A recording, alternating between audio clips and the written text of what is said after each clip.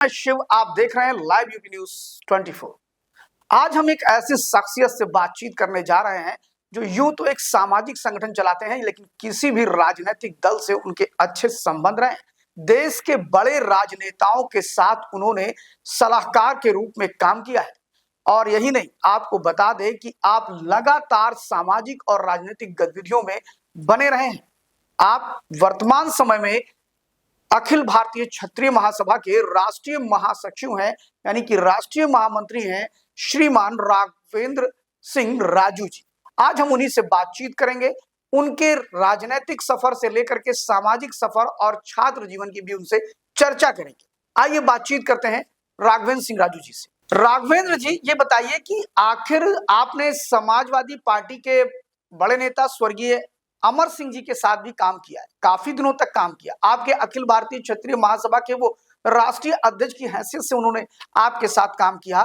क्या कारण रहा कि अमर सिंह, जो कि एक बड़े परिपक्व नेता थे, उन्होंने अखिलेश यादव का बाद में हाथ छोड़ दिया, साथ छोड़ दिया? क्या रहा होगा ऐसा कुछ? देखिए, जहां तक नेताजी हमारे बीच नहीं है, माननीय स्वर्गीय अमर सिंह जी हमारे संगठन के राष्ट्रीय संरक्षक रहे हैं।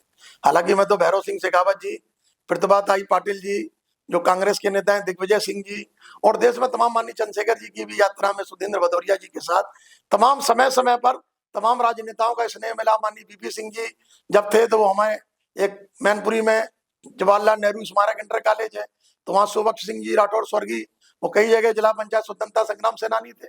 तो कई जगह मुझे छात्र राजनीति के बाद सहभागिता करने का इन बड़े नेताओं के साथ मौका मिला। लेकिन अमर सिंह जी एक बात स्पष्ट करते थे कि अगर राजनीति में आना है तो अपमान सहने की आदत डाल लीजिए। उन्होंने कहा, राघवेंद्र जी, निश्चित तौर पर आपका जो मिशन है और जिस लक्ष्य में आप समाज के हित और अधिकारों के लिए लगे हुए हैं, ये मैं नहीं कहता कि आप सांसद, विधायक, मंत्री और जो भी बन पाए, लेकिन आप समाज को आईना दिखा देते हैं। समाज के लोगों के हक और अधिकारों को जिस तरीके से मैंने तमाम एपिसोड देखे हैं, मैं चाहता हूं कि आपके इस मिशन को मैं जिंदा रखूं। और 13 जनवरी सन 2010 को वो अखिल भारतीय क्षत्रिय महासभा के राष्ट्रीय संरक्षक बनने के बाद वाराणसी से उन्होंने पहली एक यात्रा निकाली। हो जगह आप देश भर में जनसभाएं करिए, उन सारी यात्राओं का संचालक मैं था, सारी यात्राओं का मैं प्रभारी था।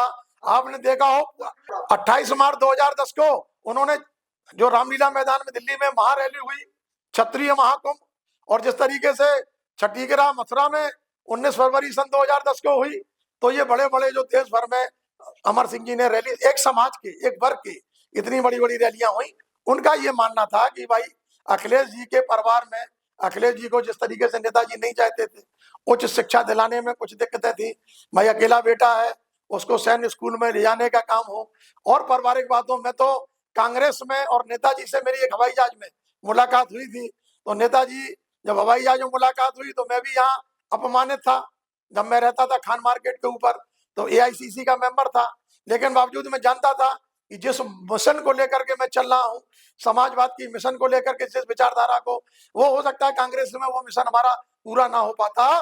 तो ये निश्चित तौर पर है, यहाँ पर उनके पास उस समय मुद्दे थे, समाजवादी पार्टी के पास में जो इस समय है, उस समय अन्य दल था, जनता दल बनी थी, इसके बाद लोक दल में भी रहा। तो अमर सिंह जी का कहना था कि वो तमाम जो हमारा गहरा लगाव माननीय नेताजी के साथ था, उस गहरे लगाव में तमाम परिवार में, तमाम एक परिवार में बहुत सारे लोग होते हैं, तो जो कानाफूसी लोग कर देते थे, राजनीति में नेताओं को कान का कच्चा नहीं होना चाहिए। अपने जो निष्ठावान कार्यकर्ता है, उनकी प्रतिष्ठा निश्चित तौर पर बढ़नी चाहिए। मैंने जो भी अमर सिंह का रहा है, मेरे प्रति निष्ठा रही है, उन सारे लोगों की प्रतिष्ठा बढ़ाई। और मैं आपके सामने चैनल पे स्पष्ट कहता हूं कि मेरे समाज के बीच में, लोगों के बीच में, और कई मंत्री भी थे, उन्होंने कहा, राघवेंद्र सिंह राजू, अगर आप चाहें तो मैं जहां से बताओ वहां से आपको विधान परिषद भी भेज सकता हूं, सदन में जहां से चाहो वहां से चुनाव लड़ो, मैं आपको टिकट दिलवा सकता हूं।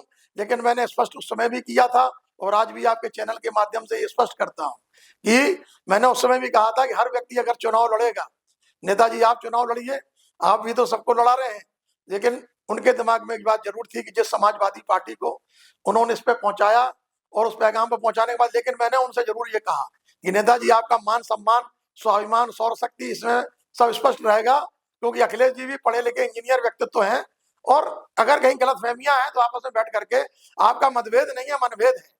तो निश्चित तौर पर नेताजी ने उनको फिर एक 2012 में उनकी वापसी हुई। आपने देखा 52 टिकट समाजवादी पार्टी ने दिए और उसके बाद 45 विधायक हमारे जीत के आए। और इसके बाद बड़े स्तर पर जो उन्होंने फार्मूला भी बनाया था उसमें, तो वो फार्मूला जैसे आवाज पीडीए का बनाया तो ठाकुर नहीं है उसमें। तो ये तमाम जो फार्मूले बनते हैं ये जातिवाद नहीं है क्या है? तो मैं जातिवाद को गलत नहीं मानता। मैं तो आपके सामने चैनल पर डिबेट में स्पष्ट कह रहा हूं कि अवसरवादी से जातिवादी, अगर मुझ पर कोई कहे मैं जातिवाद का हूं, तो माननीय हमारे उत्तर प्रदेश के मुख्यमंत्री ने अभी तो एक चैनल के डिबेट में स्पष्ट किया कि आप क्षत्रिय वंश में जन्म लेना और क्षत्रिय वंश में हमारे जो देवी देवता हैं उन महापुरुषों पर गर्व करना क्या हमारी संस्कृति नहीं कहती? मैं तो गर्व के साथ स्वीकार करता हूँ, हाँ मैं क्षत्रिय हूँ। तो ये गर्व के साथ सारे लोगों को स्वीकार करना चाहिए।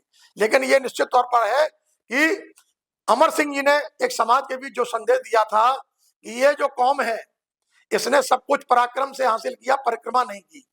और आज जो क्षत्रिय समाज के जो लोग हैं, जो आप बताते हैं, जब मैंने उनको बताया कि 6,857 जातियों और उपजातियों में, और आपको बता दूं कि मैंने 3 पद यात्राएं की, 95 में प्रताप ज्योति यात्रा, 2010 में चेतना रथ यात्रा और 2011 में इन तमाम जो छोटे छोटे से दल हैं इनके बल और इनकी समस्याओं का जो हल था उसमें राष्ट्रीय परिवर्तन मोर्चा बना, जिसमें मौजूदा सरकार में भी 2 राजनीतिक दल हैं। जो एक नारा देता है जल छत्री थल छत्री, दूसरा नारा देता था जय शिवाजी जय महाराणा। तो ये अखिल भारतीय क्षत्रिय महासभा भले एक सामाजिक संगठन हो, लेकिन इसने कई प्रयोगशाला में अपने जो प्रयोग किए हैं किसी से कुछ लिया नहीं है। उनसे भी कहा कम बेतस वी विल डू, हमारे साथ आइए, आपके हित अधिकारों को सुरक्षा और संरक्षण प्रदान करने के लिए ये अखिल भारतीय क्षत्रिय महासभा पूरा आपका बैनर संरक्षक के तौर पर देती है। और उस समय पूरा आपने देखा हो बाल संग्रहालय मैदान, यहीं पर वो संकल्प लेकर के पूरे देश में एक आंदोलन खड़ा किया गया। इनसे भी मिलकर यात्राएं हमने 2010 में निकाली। राघवेंद्र जी, समाजवादी पार्टी के भी करीब आप लोग रहे हैं क्षत्रिय महासभा के नाते, तो क्या आप ये मानते हैं कि समाजवादी का जो पीडीए है वो 2027 में चलेगा? 2027 में क्या क्षत्रिय महासभा समाजवादी पार्टी के पीडीए के साथ रहेगी? देखिए, निश्चित तौर पर है कि मौजूदा समय में भी जो केंद्र में सरकार बनी, आपके जो रिपोर्ट थी जो मीडिया के थे कि 4.5% क्षत्रियों की नाराजगी थी। नाराजगी क्या थी कि भाई आप कहीं भी गाली देने लगो। केंद्रीय मंत्री हैं माननीय रूपाला साहब, उन्होंने क्या बोल दिया, इसके बाद तर्क वितर्क का दौर चल गया। यहाँ माननीय हमारे संजीव बालियान साहब और संगीत सोम के बीच जो तर्क हुआ, तमाम क्षत्रिय महापंचायतें, खाप महापंचायतें हुई, एक तरीके से ब्रजभूषण सिंह को आप क्यों आप क्लीन चिट दे रहे हैं। तो ये तमाम चीजें जो घेरने का काम हुआ, बड़े स्तर पर क्षत्रियों में नाराजगी रही। और इन नाराजगी का सही स्वरूप जो भारतीय किसान यूनियन भानु के राष्ट्रीय अध्यक्ष भी थे, आपने देखा हो 2014 में, 2017 में, और उसमें भी, चूंकि उसका भी मैं राष्ट्रीय प्रवक्ता हूं, तो राष्ट्रीय प्रवक्ता होने के नाते मुझे मालूम था कि नाराजगी क्या है। नाराजगी सिर्फ एक बात थी कि जब बड़े स्तर पर लोगों को आज भी ध्यान नहीं होगा कि 1952 में जब सिर्फ 180 सीटें थी राजस्थान में, तो यही जो रियासत जिन्होंने दे दी, लाखों टन सोना दे दिया, लाखों हेक्टेयर जमीन दे दी, इनको 180 सीटें जब चुनाव हुआ राजस्थान में, विधानसभा बनी, तो 73 सीटें हम जीत करके आए। वही 1977 में जब इमरजेंसी लगा, और इमरजेंसी के बाद आपने देखा जनता पार्टी की सरकार बनी, बाद में जब भारतीय जनता पार्टी, उसमें भी टूट था, वो मचा। तो आपने देखा हो कि जब संजय गांधी जी गए मिलने के लिए, तो उन्होंने पूछा भाई कि भाई आखिरकार सत्ता में वापसी कैसे हो सकती, तो उन्होंने कहा कि नहीं, आप ठाकुरों को टिकट दे दीजिए। और आप विश्वास मानिए 152 टिकट जो है कांग्रेस ने तय किए, 145 टिकट दिए, 139 टिकट छतरी जीत करके आए। और आज जो स्थिति थी 2012 का मैं आपको बता चुका हूं, अखिलेश जी और तमाम जो लोग हैं सत्ता में, इन लोगों को अगड़े समाज को सिर्फ झगड़े में नहीं फंसाना चाहिए। आज जो जातिगत फार्मूले बन रहे हैं, चाहे केंद्र में कांग्रेस हो, चाहे बीजेपी हो, कोई भी बना रहा हो, आने वाले समय में मैं आपके माध्यम से पूछना चाहता हूं कि संविधान के किस धारा के तहत गठबंधन की सरकारें बनती हैं, और जब गठबंधन की सरकारें बनती हैं तो ये अपना पूरा कार्यकाल क्यों नहीं पूरा कर पाती।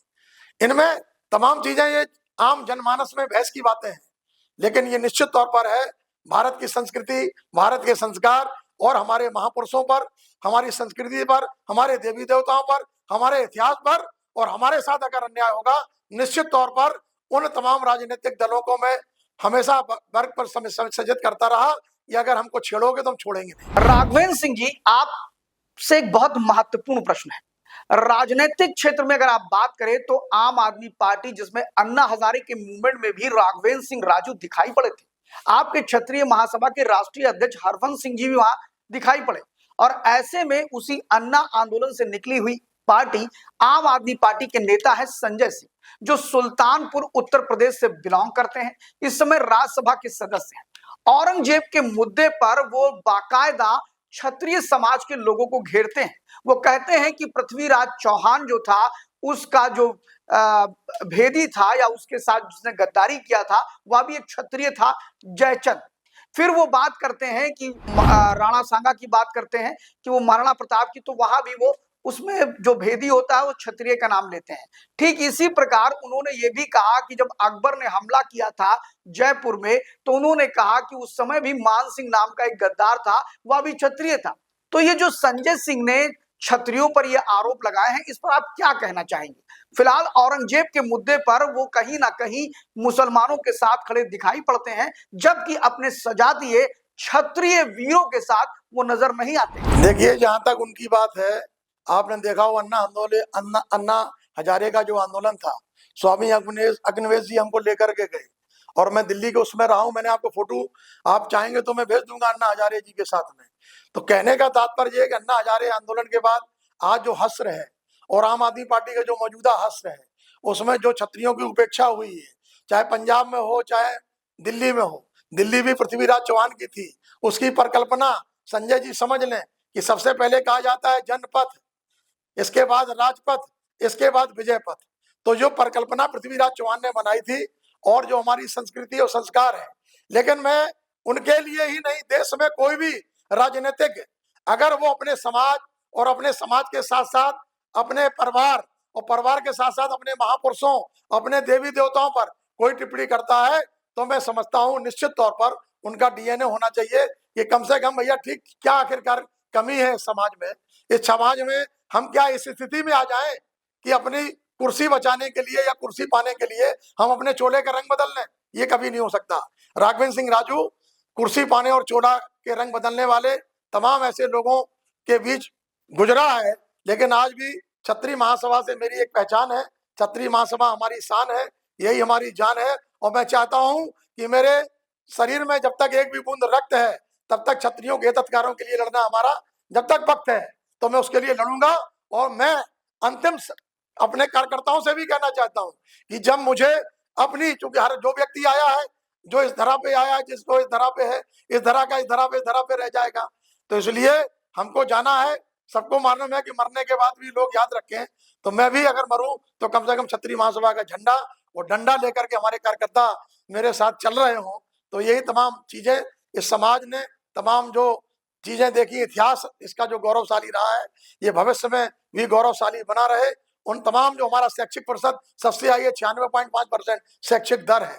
तो हमने हर क्षेत्र में बड़े बड़े कार्य किए हैं और कुछ मांगा नहीं, आज भी नहीं मांगते, क्योंकि भारत का नाम मैकले के सम्मान में कब बदल दिया किसने? ये प्रश्न उठाया था हरवंश सिंह ने, सदन में उठाया था मामला ये मैकले के सम्मान में।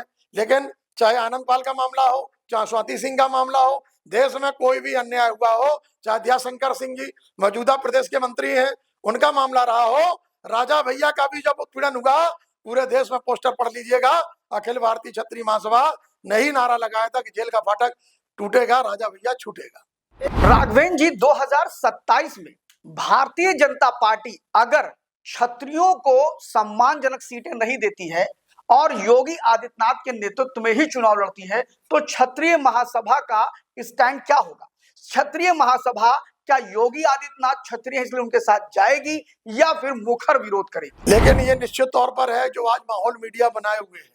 लेकिन मैं आपको स्पष्ट कर दूं कि जो उन्होंने रखा है कि हिंदू राष्ट्र होना चाहिए भारत, नेपाल पहले हिंदू राष्ट्र था, तो जो अंतर द्वंद्व चल रहा है जातियों में उन्माद फैलाने का, तो अगर योगी है तो वो उपयोगी है। तो निश्चित तौर पर मैं उनकी विचारधारा, उनकी जो कार्यशैली है, आक्रामक के साथ साथ गुंडे माफिया अपराधियों के साथ जो अन्याय आप देख रहे हैं कि भाई आपकी सेल्फ एक्यूपाइड प्रॉपर्टी है, दूसरे लोग कब बोर्ड बना लिए, तो मैं आपके माध्यम से कहना चाहता हूं कि सनातन बोर्ड बनना चाहिए। और 2027 का जो चुनाव है, नौजवान, बेरोजगार और उनके साथ साथ खास तौर से जो हमारा समाज है, जो समाज तय करता है, ये विचारधारा देखता है, अगर इसके मान सम्मान स्वाभिमान और सौर शक्ति में कहीं कमी आई तो निश्चित तौर पर ये 13% क्षत्रिय समाज अपने हक और अधिकार के लिए कोई भी ठोस निर्णय लेगा। लेकिन ये निश्चित आपको किए दे रहा हूं कि जो अगला समाज है, अगड़ों को झगड़ों में मत लगाइए। जो ब्राह्मण व शूद्र नहीं है फिर क्या हो बतलाओ। इसीलिए 64% क्षत्रिय समाज, हम तो ये नारा दे दिए हैं, एक झंडे के नीचे आओ, हम है क्षत्रिय समाज, हम है क्षत्रिय समाज, देश में परिवर्तन लाएंगे हम सब मिलकर।